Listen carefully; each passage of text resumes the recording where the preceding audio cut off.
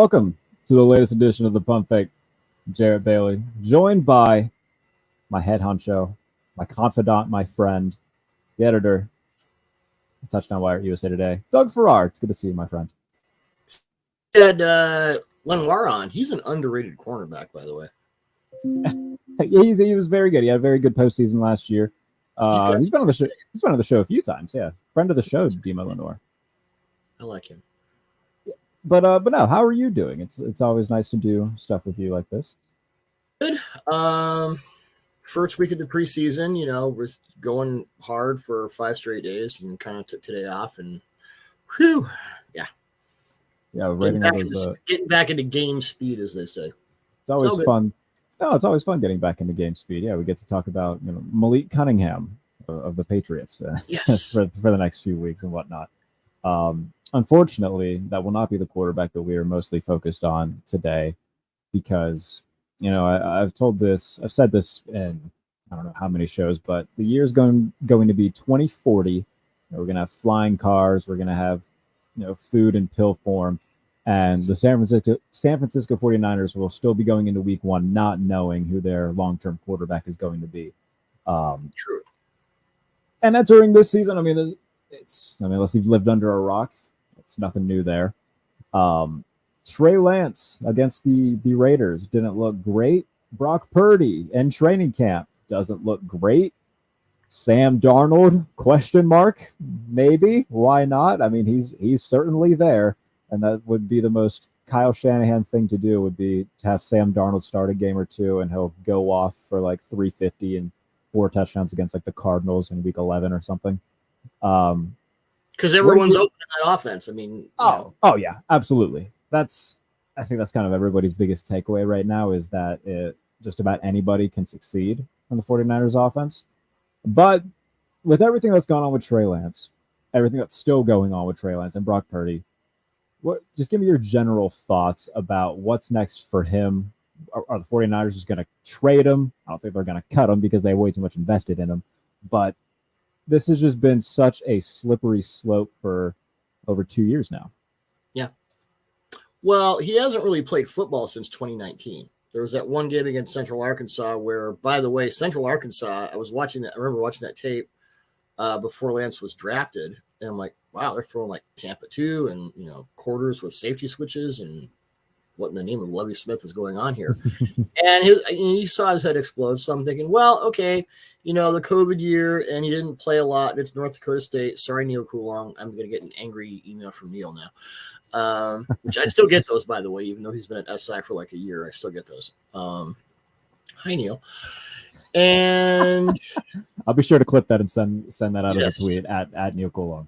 At Neil Coulon. We love Neil. We miss him. He was the guy who built this whole thing. So and left it in very good hands. So with Trey Lance, I go back to the decision that was made to trade all those picks to move up to 3 to get him. By the way, Trey Lance and Sam Darnold were both 3rd overall picks in their drafts. I love that.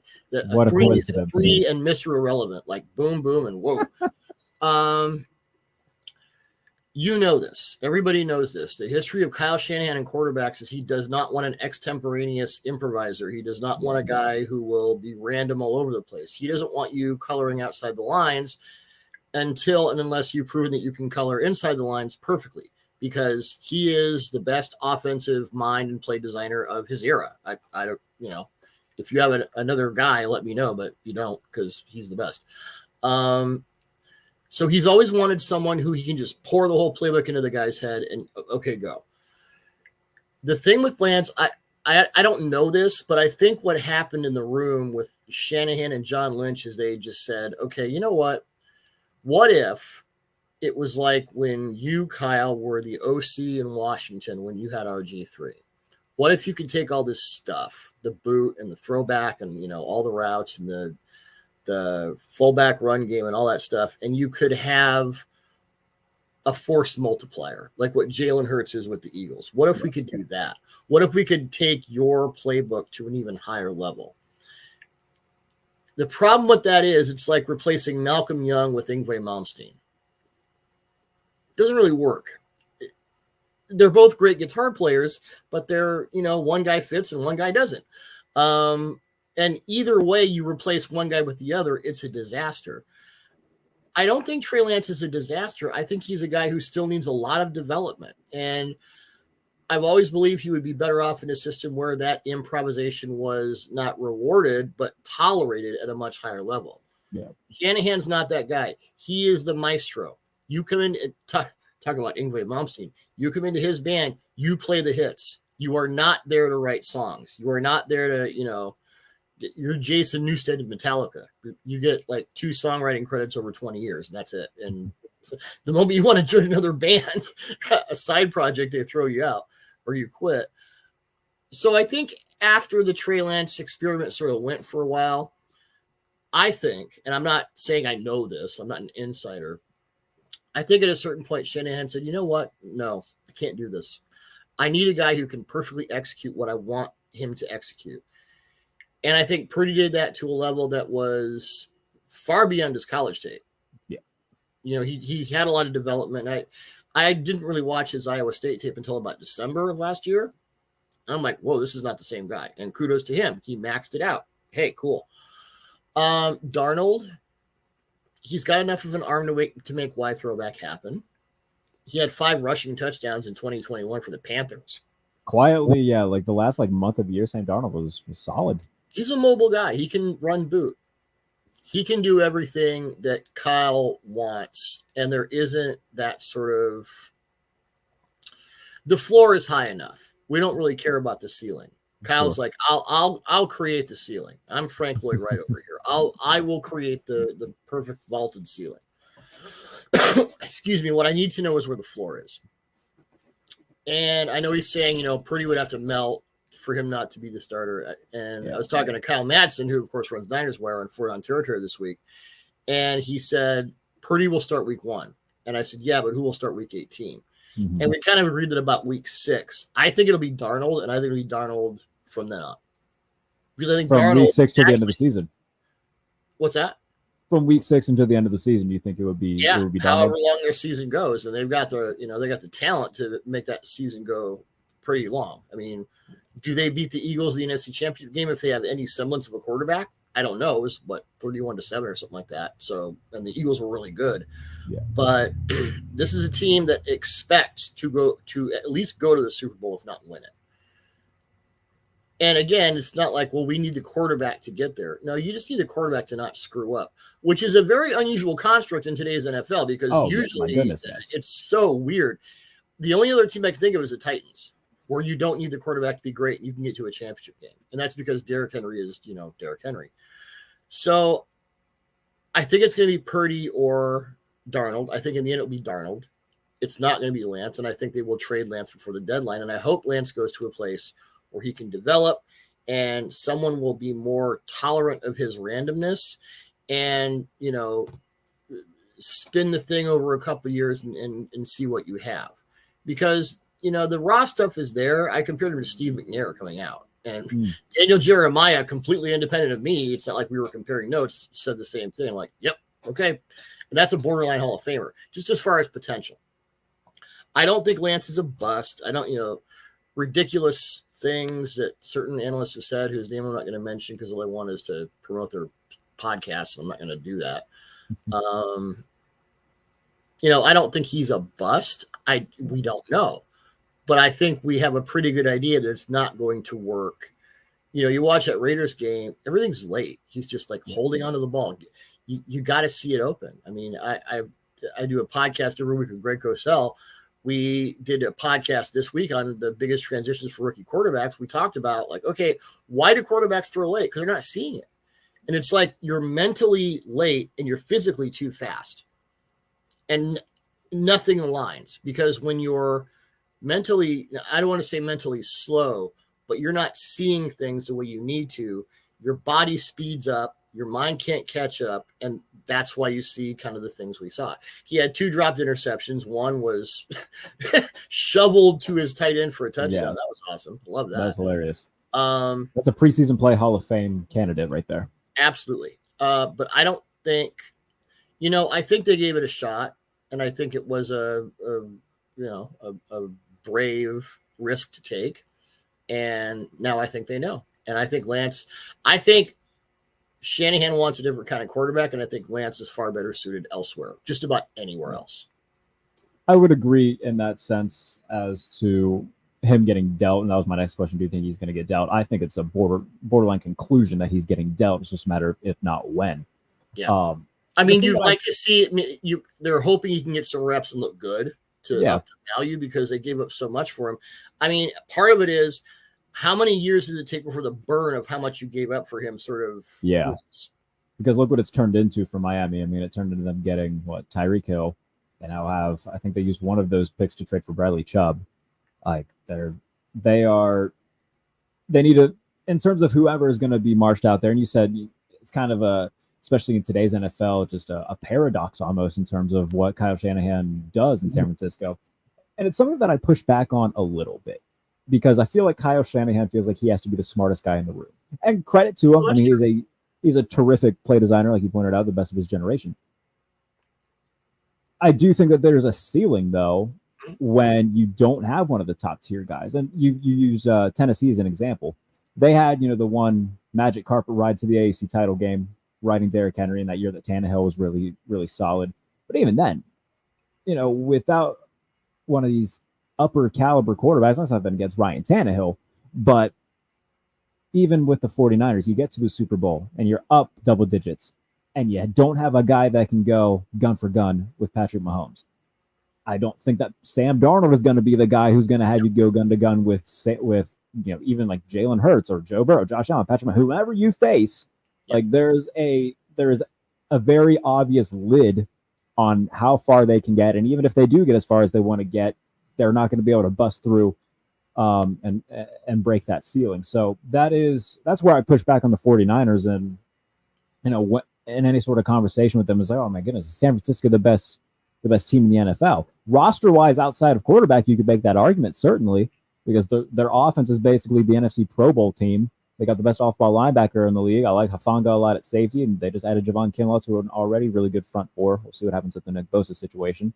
But if you don't have the guy under center, then I have a hard time taking you as a team seriously when it comes to December and January. Especially the way the NFL paradigm works now, right now, in 2023. It is more about creating and preventing explosive plays than it ever has been before. So it requires you then, if you're the 2015 Broncos and you're winning it with an awesome defense and zombie Peyton Manning, I mean, when was the last time before that it happened? Me and Matt Verderam were talking about this on the last podcast. Like, are we ever going to see like a championship weekend again with like Neil O'Donnell and Stan Humphries at quarterback? Do you think? No, I don't think so. Because what you could say the 2013 Seahawks, but Russ was kind of emerging Russ. Yes. Before then, obviously, it's the 0-2 Bucks and the 0-0 Ravens. You have to go back that far because. I mean, even the early Patriots, yes, they were run-based and defense-based, and Tom Brady wasn't Brady yet. But, still in all, that was 20 years ago. Yeah. No, that's not going to – you would have to catch fire to a degree that's just preposterous. And I think 2017-18 is the closest thing we'll ever get to that, where Keenum, Foles, and Bortles were 3 out of the 4 conference championship starting quarterbacks. But even then, you look at that Eagles roster was disgustingly good. And it was a dummy-down Doug Peterson offense to fit Nick Foles and not make it too complicated for him. That Jaguars team had the best defense in the NFL. Absolutely. And they're a Miles Jack called down fumble away from potentially going to the Super Bowl. And then Tom Coughlin comes in and tells everyone to get off his lawn. Oh, goodness gracious. Blows the whole thing up. But again, who gets to the Super Bowl? Who wins it? Yeah. They were in the Super Bowl a few years ago, and they tried to win it with Jimmy Garoppolo, and we saw what happened. That's a big reason why, when Matthew Stafford was dealt to the Rams, it's heavily reported that the 49ers were in on that, and then the Rams swooped in and took him away, and look what happens in that situation. And I think that's kind of where McVay and Shanahan differ is like, McVay got to a Super Bowl with Jared Goff. He didn't win it, but I think immediately in that moment he realized that's not the guy, and I need somebody else. I need an upgrade. I can't, like, as smart as I am and as good as a play caller, play designer as I am, I need somebody who can, go a little schoolyard every once in a while. Matthew Stafford certainly went schoolyard. I think he threw 17 interceptions that year, but they got the job done. And I do think that, there's whomever their quarterback of the future is, I don't think it's on the 49ers roster right now. Right. When Stafford has to carry his balls around in a wheelbarrow, but he's got the arm to get away with it. He always has. So, that's the difference. It's that sort of arm is a get out of jail free card. It's also its own prison because I can make any throw. Yeah. Including the ones that get everyone fired. Yeah. All the bad ones too. So, and Stafford is a borderline Hall of Famer. He is an elevated talent. So that's a balance with a guy like Shanahan of I want an elevated talent, but I don't want him elevated. He has to go straight vertically up in the playbook exactly like this. Yeah. That's a lot of moving parts. It's a lot of math going on that has to work out perfectly. Like all these tumblers have to hit and then it opens up. Well, how many tumblers do you want to try and rely on? Yeah. I don't know. Do you think that they, in terms of who will be their quarterback next year, I know this is long foreshadowing. Kirk Cousins is going to be available. I feel like that could be a guy that, Kyle Shanahan's worked with him before. It makes a lot of sense to me if Kirk still has, anywhere near the capabilities of football talent that we've seen in recent years, if he shows anything like that this year. He'd be a good fit. The evil Jack Nicholson smirking Doug wants Joe Milton. That's just, I'm not going to get JP Acosta, our mutual friend, started on Joe Milton, by the way. That is, I'll save that for JP. Yeah. So, by the way, power rankings. Yes. Power rankings. So you were so gracious. Highly viewed power rankings. Thank you very much. Yeah, no, you were very kind as to, reach out and be like, hey, you want to do power rankings? And I was very, what's the word I'm looking for? I was very grateful. And the inaugural version is out. If you haven't read those yet on Touchdown Wire, please go read them. Well, I'll tell you why I did that, and you know why, but I'll say it publicly because most people don't read power rankings. They go to their team, they see where their team is, and they bitch about it on social media. They don't read it. I'm like, okay, well, you've got enough of an edge to your writing. You're enough of a nonconformist. I think people might actually read this, and they actually did. So good for you. I appreciate that. I genuinely, it means a lot to me. But I did want your take on where the teams are ranked. I'm sure we'll have some that we agree on, some we disagree on. We can kind of go back and forth on there. So in terms of my power rankings, what are ones that stick out in terms of, oh yeah, that's pretty spot on, or oh my goodness, Jarrett, what's that good that you have been smoking, sir? Well, the Raiders at 31, I think they're more. I'm just going to go through. I mean, the ones that are spot on, I'll kind of leave. Cardinals at 32, they're an expansion team, so yeah, they are the 76 Buccaneers. Do you think Gannon gets a second year? No. Okay, good. We're in the same boat in that. No. I mean, the poor guy spent half. Were you were at the combine? Were you? Yes, I was. Yes. He spent half of his inaugural press conference as a Cardinals head coach answering questions from angry Eagles reporters about his defensive calls in the Super Bowl. Just like, oh man, this is bad. Raiders at 31, I think they're more of a mid-20s team. I'm really low on them, man. Yeah, Rams at 29. I think the Rams and the Cardinals might be the two worst teams in the league. You know what? I wouldn't push back too much on that. And every time I say that on Twitter, it's just like, who do they have, man? They're starting guys named Russ Yeast. Like, I know. It's funny you bring that up because I was on the Mina Kimes podcast recently, and I said, I don't know who Russ Yeast is. I don't know who this person is. I think this is an imaginary football player. I had Edholm on here, Eric Edholm from NFL.com, and we were running through their roster, and he's like, Christian Roseboom? Like, these are made-up human beings. Yeah, these are not actually. Vikings at 22. I get to the defense is horrible, but man, Flores, he's going to dial some stuff up. I'm a big Brian Flores guy, and I will listen. He's going to get them into the mid-teens. I would listen to that argument. I don't know, man. I feel like they should have been a team that kind of just embraced a tank because, like, they paid Danielle Hunter, and that's cool. Danielle Hunter deserves his money and everything. I just don't think Minnesota should have been the team to give it to him because are you going to be anything more than like an 8-9 win team with or without Danielle Hunter? Probably not. Like, why not just embrace being bad for a year? Kevin O'Connell's got that job security. I think it would have been good for Brian Flores to build up young talent in the defense because this is going to be a multi-year project when it comes to Minnesota. He's like suing the NFL for discrimination. Yes. I love that. Didn't get Kaepernick. Cool. The Giants at 20. You obviously see a regression there. I don't. Oh, okay. See, this is the one that everybody's pushing back on me on. So let me give you my Giants perspective. Last year, 18th total offense, 25th in total defense. By the way, they were a bend don't break defense last year. They didn't give up a lot of points in the red zone, but teams went up and down at will on them. They only beat 2 teams with winning records, and anytime they faced the best that the league had to offer in the Eagles, when Philadelphia could have been bothered to show up and care about the game, they got blown out of the building. I think that giving Daniel Jones $40 million is a mistake. Yes. I agree with that. And it's nothing against Daniel Jones. Like, I think that he is, a middle of the road. Maybe he is an average NFL quarterback. But in terms of what he can do with that roster around, like, yes, they have Andrew Thomas, a very good left tackle. They bring in Darren Waller. I don't think that they have enough explosiveness around him to warrant being. They're not. If you had the 49ers roster, I would be a hell of a lot higher on Daniel Jones having a solid year. Well, I think that we've kind of seen his peak. I think 2022 was as good as we're going to get from Daniel Jones. And it's nothing against. I like Paris Campbell as a kind of a slot weapon. Jalen Hyatt, fast. I'm intrigued. He runs 2 routes, but he runs them really well. And the defense is where I see things moving up for them because they got Deonte Banks, who is a perfect Wink Martindale cornerback. Best press corner in this draft by far. And I think in year 2, Wink's, because Wink is heavy man, heavy blitz. Like he has the highest blitz rate wherever he is. He'll blitz you till the day he dies, man. So it's heavy man, it's heavy blitz. And Flores, same thing.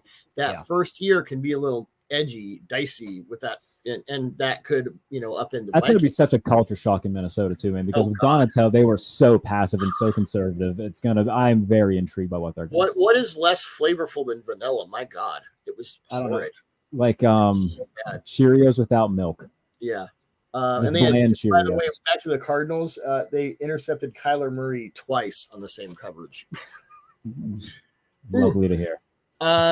And you look at that defense. I mean, they got Bobby Okereke from the Colts. They have the best. Chris Jones is IDL 1 right now. Dexter Lawrence is 2, and he's the best. He might be the best nose tackle of his generation. I mean, the guy is just an absolute freak.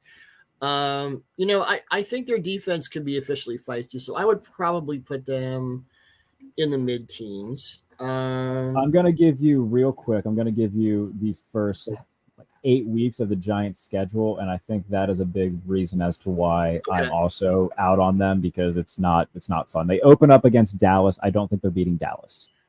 They go to Arizona. I think they'll beat Arizona. I think that's 1-1. Then you don't think they can beat Mike? You don't think they can beat Mike McCarthy without Kellen Moore? I do. And that's another thing with Dallas, and I talk about it in the power rankings, is Dallas scares the hell out of me for Mike McCarthy being the play caller. That's a big reason why. Would it shock me if they beat Dallas? No. I think they'll split at best, though. I don't think they're winning both of them. So week 1, if you want to give them a win, sure. But after the Cardinals game, let's say that they're 1-1. They go to San Francisco. I don't think they're winning that. They host the Seahawks. I think the Seahawks are better than them. They go to Miami. Don't think they're beating the Dolphins. Then they go to Buffalo. I don't think they're beating the Bills. Yeah. So, I mean, that's a difficult opener to their schedule. And then they host Washington, who they went 1-1 against last year. So that'll be a good divisional matchup. I think the Commanders are going to be better than the Giants. Could be. You and I are both Team Sam Howell, so I get that. Absolutely. All right. Flying no red meat. I have to bust you a little bit here. Are the Steelers at 7? Is there any homerism there? Let me address that. I'm glad that you brought that up. Over the Jets at 8. Jets at 8. See, this is what I'm tired of hearing, Doug Farrar. All right, I don't know about that. Let me address that. Well, you have me. I haven't had a chance to abuse you yet, so I'm sorry if you're tired. But it's my turn. Damn it. So when it comes to the Steelers, and you can dig through my Twitter history, I think I'm a pretty grounded Steelers fan. I didn't have any expectations whatsoever last year, especially when they were 2-6. I was done. I didn't care. And in Roethlisberger's final year, that was the only reason I cared, is because they aren't going to win anything of note, but it's Ben Roethlisberger's last year. I'll be invested for that reason. This year, though, looking at the way that Pickett ended the season, it wasn't anything tremendous. He protected the ball. They're going to allow him to get a little bit more vertical, at least from what I've seen in camp. And just the guys that they have on that offense. They upgraded the offensive line. They brought in Isaac Samalo. They draft Broderick Jones, two guys who will sure up the left side of their offensive line. Here's a fun stat for you. They didn't run to the left side at all last year. I think they're 27th or 24th in runs to the left side because Dan Moore and Kevin Dotson were just so bad. So they get two obvious upgrades on that side of the offensive line. You bring in Darnell Washington, who's going to be basically another tackle when it comes to run blocking on the left side. And then defensively, they're still, Cam Hayward, TJ Watt, Mika Fitzpatrick, so 3 all-pros on that side. I think their secondary got better. Even with the loss of Cam Sutton, they got deeper, bringing in Patrick Peterson. Levi Wallace is still there. They draft Joey Porter Jr. They do lose Corey Trice, which is a big bummer because I was looking forward to seeing him. It sucked a lot, man. Because that's a guy with a lot of really aggressive press potential, but he needed a year of good NFL experience. So that's hard. I will say this, and I know it's going off one preseason game, but it's also going off his tape. Sure. You know this. Ever since Stephon Tuitt got hurt and then retired, they've been trying to piece together Cam Hayward's ideal bookend. Yeah. And Cam, who is a future first ballot Hall of Famer, and if he's not, I'm going to barge into that room the day before the Super Bowl and yell at people. Keanu Benton, baby.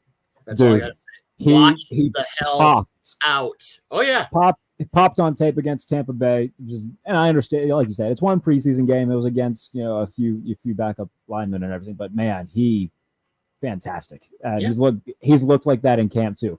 Not only that, another Wisconsin rookie, Nick Herbig, fantastic first step off the edge. He's going to be a really nice piece of that defense. Well, the other question, yes, and now that was the Derek Thomas 14 sack game where it was all single blocking in the Seahawks right tackle, the Buccaneers right tackle. I'm not even going to name the guy because it was so bad.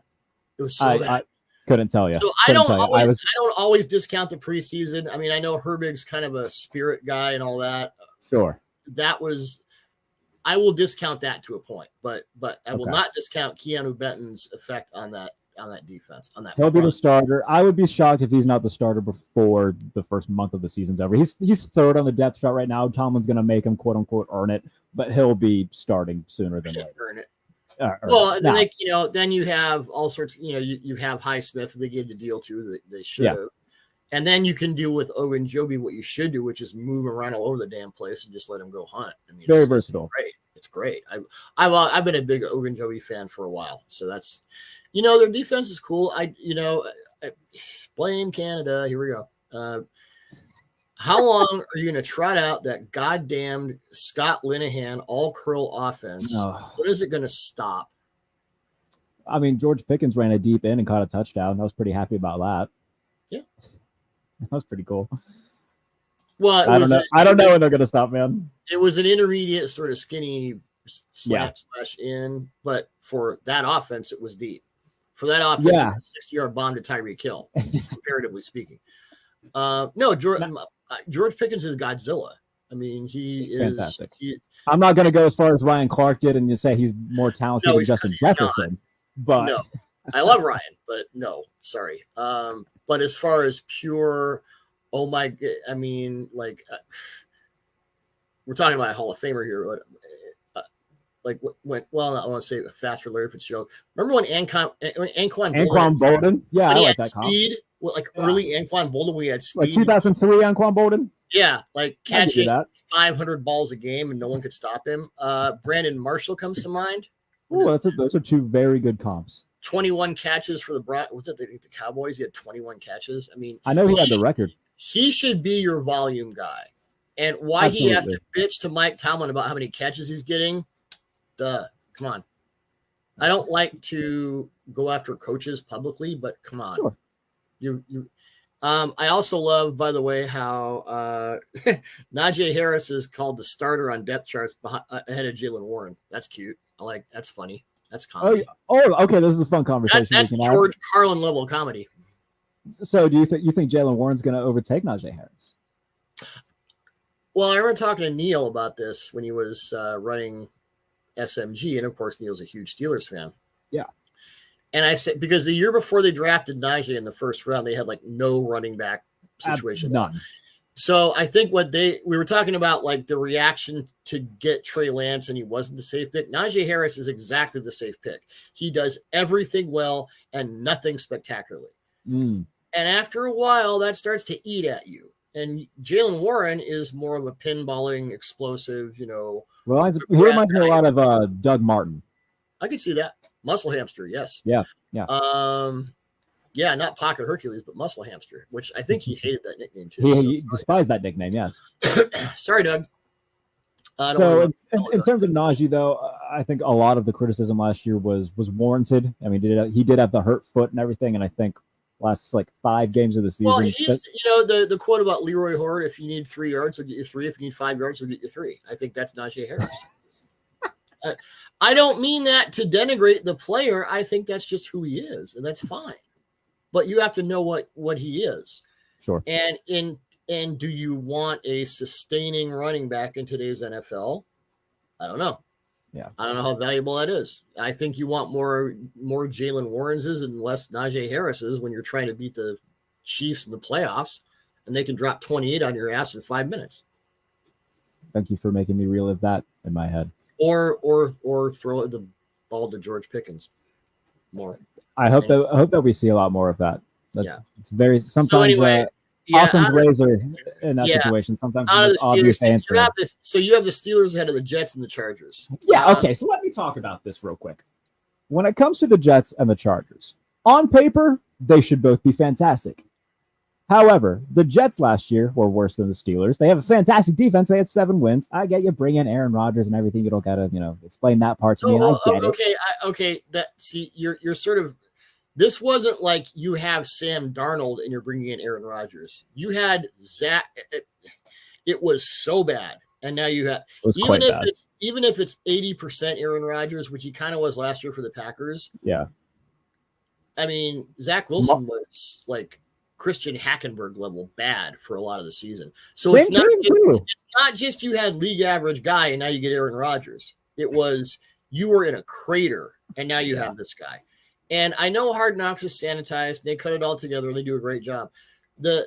I think of Brady in Tampa, and that's the comp everyone makes, when Kurt Warner went to Arizona. And he wasn't good with the Giants. No. I got to spend a little time sort of around that team peripherally. And it was just the way Warner walked in the room and everyone just got it. They believed. Like, okay, we're going to win with this guy. We're in. We're all in. We're going to do it. I think that's what you're going to see with the Jets. And they've got everything else. Yeah. I mean, the offensive line.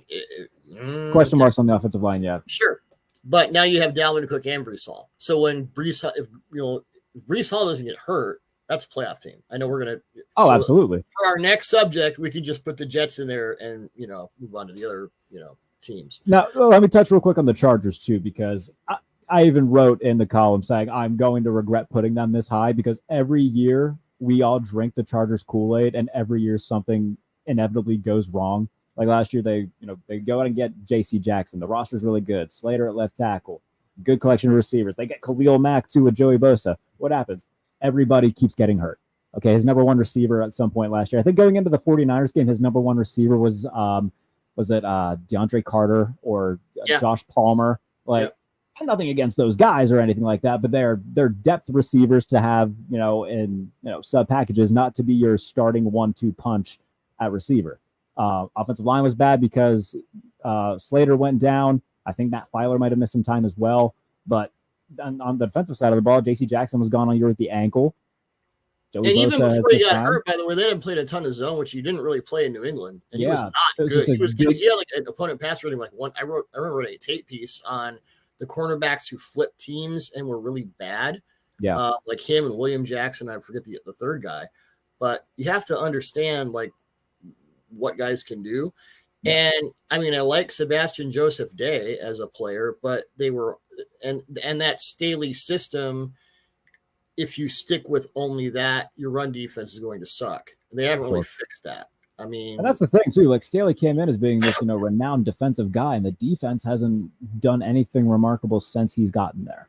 Well, it's funny how when you're with the Rams and you're a little light in the pants at tackle, but you have a 290-pound tackle who is a destroyer of worlds, it's a little easier. Yeah. And not to discount Staley, I think he's a brilliant defensive coach. And that approach does have its limitations and liabilities. Now, everyone talks about the Fangio system. Well, Vic is a lot more malleable than people think. I mean, the whole time he was with the Niners, it wasn't, cover. It was 4-2-5. And they just, played quarters all the time and, whatever.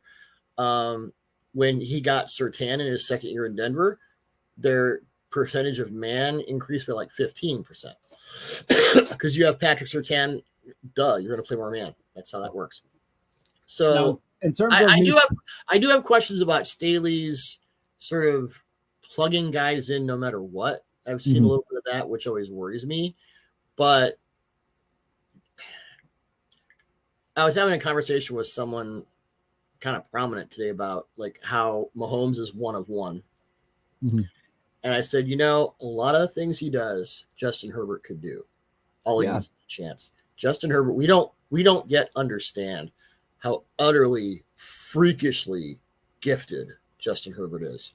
I think going from Joe Lombardi to Kellen Moore should help him. I think it's like going from Zach Martin to Aaron Rodgers. Yeah, I get it. Or at least like Zach Martin to Kirk Cousins. I mean, it's not going from 0 to 10. It's going from -10 to 10. That's. Yeah. And I think now both of those guys, Lombardi and Moore, still, most of their stuff is in, the short and intermediate. It's just Kellen Moore will let you get more vertical than I think Ben Solak has a really good point that he did on his tape series where he said, the perfect play for the Chiefs is a bomb from Mahomes to a receiver for a touchdown. The perfect play for the Eagles is a Jalen Hurts bomb to AJ Brown. A perfect play for the Chargers last year was a 6-yard completion. Like there was nothing fancy about that team. Even teams that didn't have superstar quarterbacks. Like a really good play for the Lions is, Jared Goff finding Amon-Ra St. Brown, and Amon-Ra St. Brown gets a big gain after the catch. But everything about the Chargers is so bland and was so non-explosive. And I think Kellen Moore will add an explosive element. And then you would see Herbert throw, rolling right across his body 40 yards over the quarter's safety playing 2D. Yeah. I mean, Herbert over the last 2 years has actually been good against too high. He's been fantastic. Which most quarterbacks are not. So, and I know a lot of that's because you're underneath the safeties, obviously, but even the deep stuff. Yeah. So the Chargers, okay, 9. The Jets at 8. I think you're underestimating. And we can say all we want about Rodgers off the field and all that. The Rodgers effect, I think, on the field is going to be for real. Other than that, I think they're going to be good. Yeah. I think what it came down to me with those 3 is the head coach. I trust Mike Tomlin more than I trust Brandon Staley, and I trust Mike Tomlin more than I trust Robert Saleh. I trust Mike Tomlin more than I trust just about any coach. I mean, that guy, yeah. Ravens at 11. I am so interested. I can't wait to see what this Todd Monken offense is going to do. You're in the NFL, then you go to college, then you come back. Yeah, I'm infatuated with Baltimore. Like I think they will be fine. I think they could also be not bad, but I think they could be a team that misses the playoffs. Could be. Maybe it takes a year for everything to come together because, Lamar's going to have to be sort of doing checks, and it's going to be 4 and 5 wide, and we can say, it's going to be so explosive. Maybe that takes a year. I just hope that the offensive game plan isn't to have Lamar throw the ball 35 times because I don't think that's going to be I don't think so either. No. And then defensively, I mean, they just lost Marlon Humphrey for who knows how long. And Rock Ya-Sin is now their starting corner, their CB1. Don't love that. Kyle Hamilton's good. I like Kyle Hamilton, but I have questions outside of Roquan Smith in their front 7 too. Offensively. Yeah. And I don't know how much of their offensive weapons are going to stay healthy. I'm not trusting Odell Beckham to stay healthy all year. Not trusting Rashad Bateman to stay healthy all year. Mark Andrews has had injury troubles. J.K. Dobbins has gotten hurt long term. Lamar's gotten hurt himself long term. Like, again, it's none of these guys' fault per se, but it is what it is. Like Zay Flowers. I love Zay Flowers. Did you watch? I mean, he was my receiver 1 in this class, and I give receivers a big bump when they have bad quarterback play. Yeah. Oh my God. He was his quarterback at Boston College. Oh, I don't even remember, but it was like when I watched Kyle Pitts and I had to watch Kyle Trask. It's like, no, I don't want to do this. Greg Rosenthal had a hilarious tweet. Can I have the tape from like when the ball's in the air? And I don't want to see the throw. Greg Rosenthal had a funny tweet about Kyle Trask. He said, "Is Baker Mayfield versus Kyle Trask the most like who cares quarterback competition ever?" I think it might be. I can't think of one that people care less about. It's a Pinto demolition derby. Maybe like John Scout and Kevin Cobb. Yeah, kind of. I like every quarterback Larry Fitzgerald had besides Kurt Warner. Yeah. And I say all that. I'm a bigger Baker guy than some, but okay, fair enough. So and you know, as your editor, I don't unless I see something like if you had the Cardinals first, like all right, whatever's going on here, put it down, sober up, and let's get back to work. But you know, these are all subjective, and I don't. You know, I'm not going to tell you to move things around. I didn't have a lot of problems with it, but, you know, just a few observations. Glad to hear. Playoff teams in 2022 going into this season. I think it's every year since 1990, at least 4 new playoff teams every year. I don't think that's going to change. I think that's probably just going to be, you know, there's going to be parity every year in the NFL, especially with all the moving parts. So, in terms of teams that were in the playoffs last year, who you could see missing, we can kind of go back and forth on this. We already touched on the Giants for me a little bit. I kind of stated my case and spoiled this a little bit. I don't think the Giants are going to be a playoff team in 2022. Is there a team that you see from 2022 not going back to the postseason?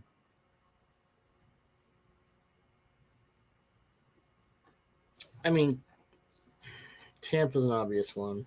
Yeah, Tampa's kind of the one that we can just kind of pencil in. I mean, that doesn't count. You're going from Brady to who knows. Yeah, that's not even. Sure. That's low hanging fruit. I'm not completely sold on the Dolphins, and I like this. I think the Jets could overtake them.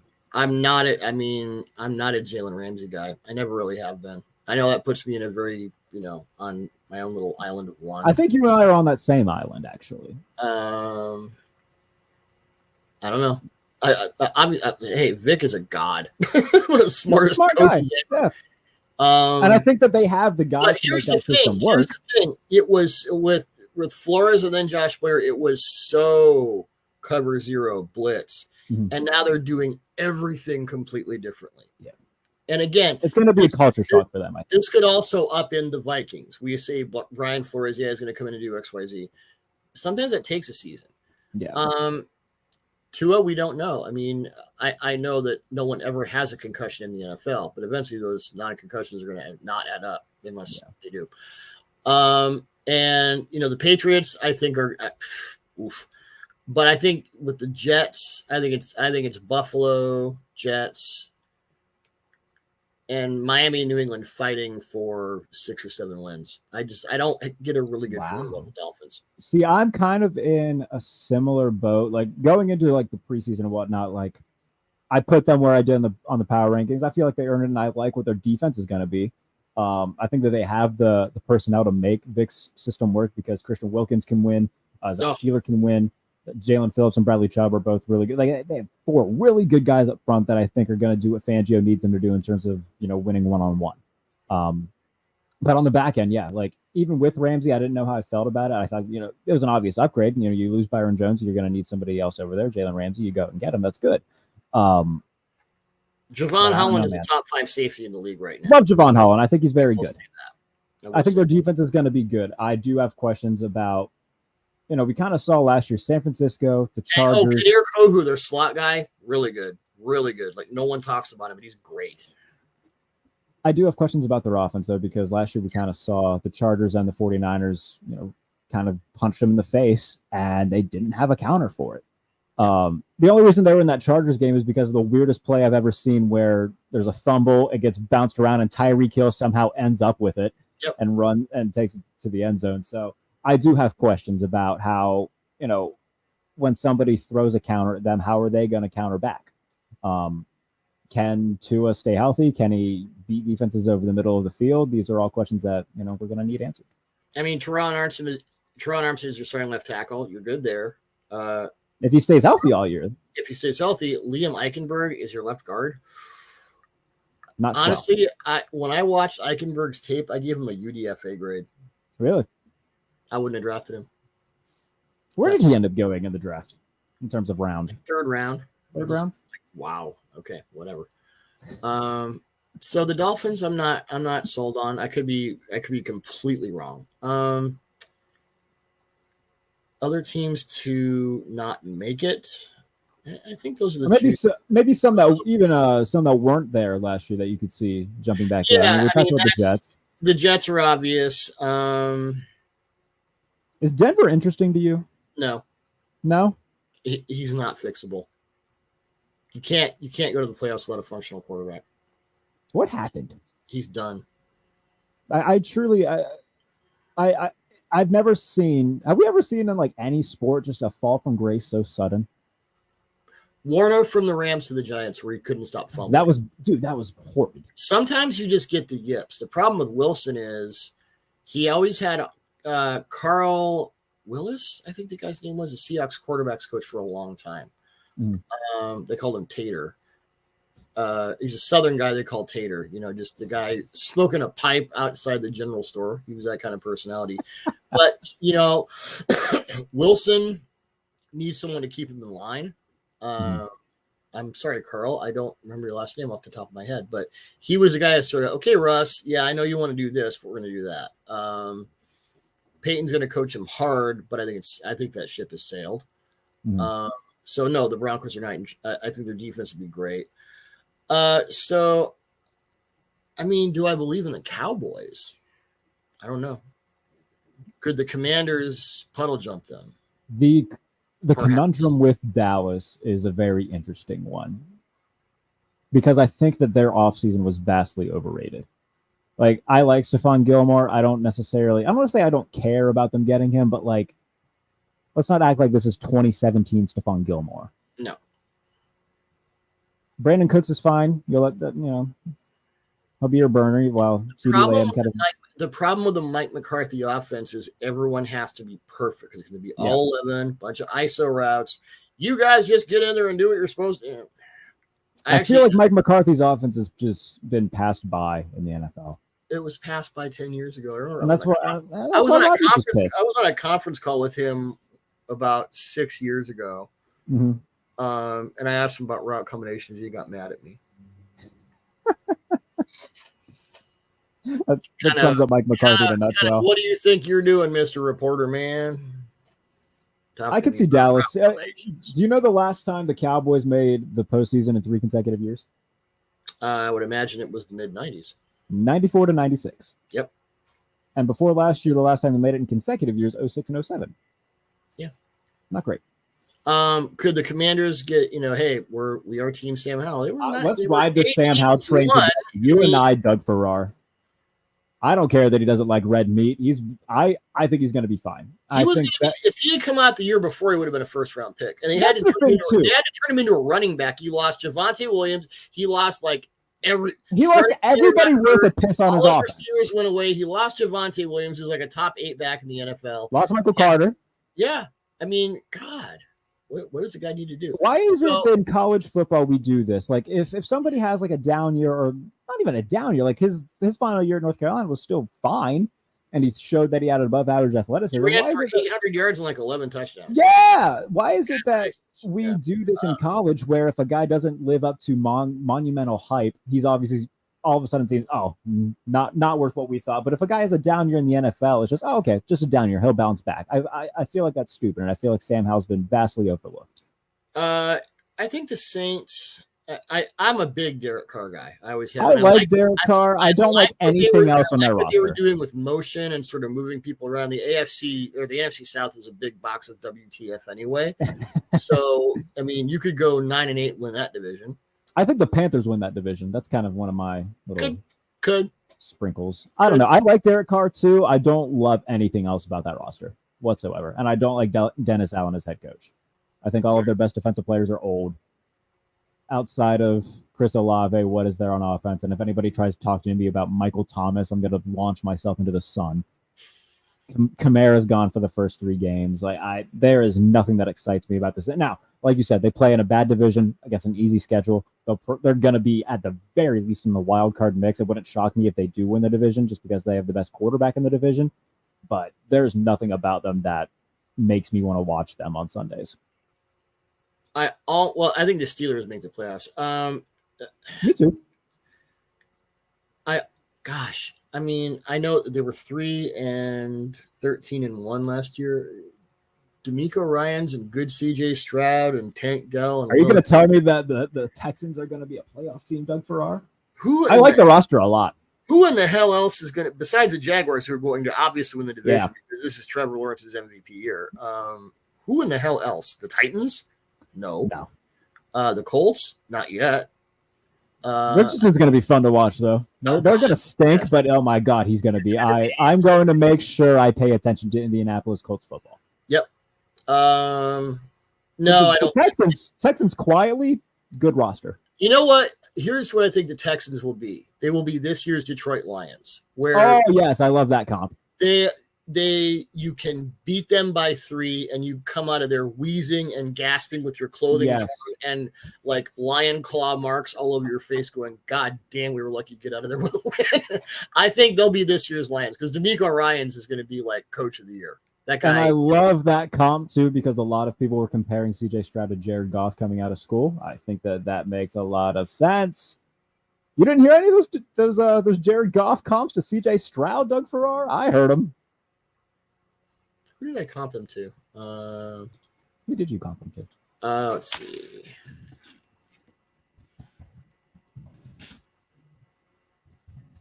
This is going to be exciting. I have too many of these lists. I'm trying to do the. You're a busy man at that time of year. I don't blame you.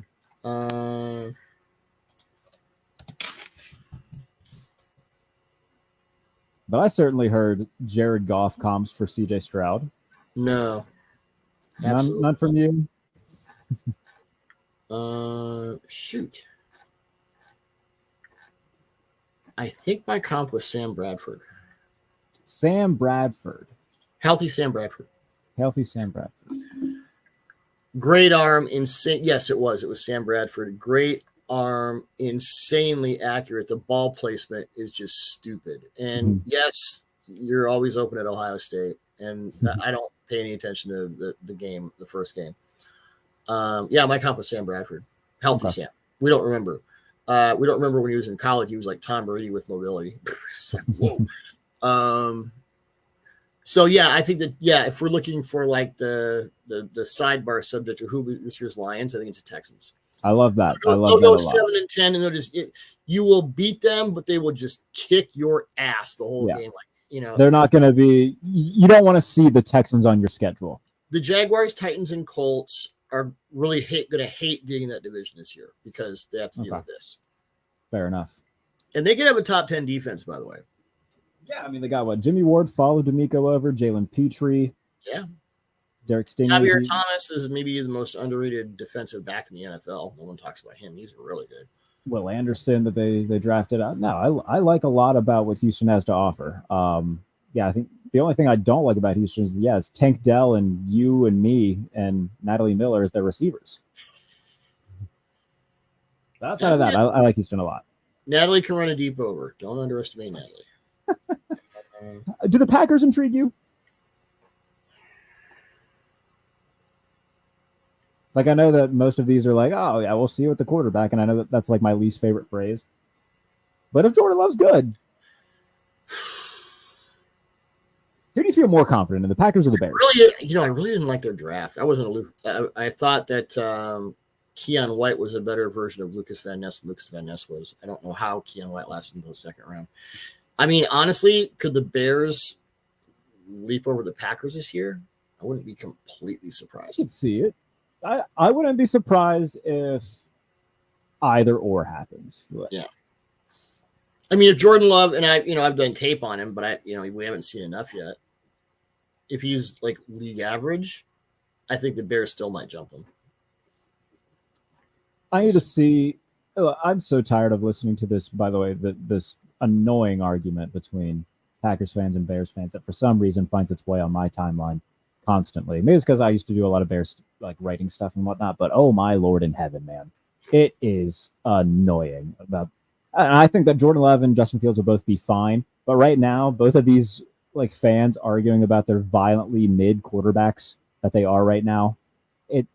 I'm ready for a result to be taking place. Well, we don't know what either one of these guys can do yet. That's what I'm saying. Justin Fields, you take the Matt Nagy year out. Justin Fields is a second-year quarterback. Yeah. It's like Trevor Lawrence with the Urban Meyer bullshit. By the way, I think he's going to be good. I think that we're going to see a leap from Justin Fields. Well, I mean, not that I love the box score. That he touched 158. No, he had -4 air yards. Come on, guys. But there is something to that. Sure, yeah. I'm very much ready to see this take place. Do they play Green Bay week 1? Let's see. I am for some reason I'm the worst with schedules. That's okay. I'm just terrible. Yes, they do. Oh goodness. Is it in Lambeau or is it at Soldier Field? It's at Soldier Field. Lovely. All right. Well, let's. Which I don't want to call it Soldier Field. It said he puts that big plastic thing on top. That's not Soldier Field. It should be Soldier Field at Minute Maid 5 Hour Energy Park or something. Oh, that's awful. Terrible. Well, I'll drink to the fact that it's not on Sunday Night Football to kick off the year. That makes me quite happy. Is there any? I'm trying to think of any others at the top of my head. I think we covered most to all of the ones that could be. Yeah, good hour of this in. Well, hey, buddy, I appreciate you coming on, chopping it up with me. It's always good talking to you. What do you have coming on the site that we both work for? I got more articles from the Greg Cosell podcast, which is always enjoyable because I can just sit there and drink in the stuff I don't know yet because Greg is a lot smarter than me and everybody else. Trying to get my last position list on the NFL's top 11 or 12 quarterbacks. I'm not sure yet. And that will fold into the top 101 players in the NFL today. And I hope that my list is just as annoying as the NFL Network's top 100, but with one more guy. Yeah, I was going to say you won up the network. Yes, it's one louder. Good on you. That was from Neil, by the way. He said, don't do top 10s, do top 11s. And I said, why? And he said, because people will ask why. That's smart. Yeah, everybody's talking about it. Yeah, Neil did something smart. Don't tell him. Hi, Neil. No one tell Neil Coulon that he did something smart. Yeah. In terms of me, what am I doing? What are you doing? You're doing that 12 personnel piece. Yes, that I've been trying to dive into. So 12 personnel's back, baby, and I'm doing a thing on that. FTN Almanac. Plug. Yes. Shout out to Aaron Shotson, our mutual, very good friend, Mike. My old friends. I did like 10 almanacs with those guys, and good to see them land on their feet after both of them are after the hedge fund dude bros blew up FO. And yes, that was, I don't know, Football Outsiders being crumbled by dude bros. That's a good way of putting them. That did break my heart. And it was a shame for the industry, but the fact that Aaron Schatz, he was always going to land on his feet. Mike Tanier was always going to land on his feet. Both of them have done so much for this field. And Mike Tanier specifically for me, and I know for you, he's done a hell of a lot for me. I know you and him are very close friends, so always love to see those two doing awesome stuff. I wouldn't be doing this for a living without Aaron. I can tell you that. I don't think I would be in this spot without Mike Tanier. So, my imaginary drink, I lift to Aaron Schatz and Mike Tanier. Your real drink, you lift to them. 12 personnel piece that will be submitted very soon. And then you're doing power rankings all year, so power rankings all year long on the Touchdown Wire, so you can read all my witty humor through the lens of 32-1 ranking the NFL power rankings you actually want to read, because don't just be annoyed by where your team is. That should be the tagline for them. Power rankings you actually want to read. Don't be annoyed just by where Jarrett puts your team. Be annoyed by what he writes about them. Yes. Double trouble. Exactly. So all that coming this season. This isn't potato salad up here. I know what I'm doing. A lot of stuff coming from Doug and I on Touchdown Wire. It's always good to do this with you, my friend. Natalie. And Natalie Miller and everybody else on our team at Touchdown Wire. Crew is ready. We are ready. And I will always be ready to chop stuff up with you, virtually in podcast form, my friend. Thank you so much. Thank you.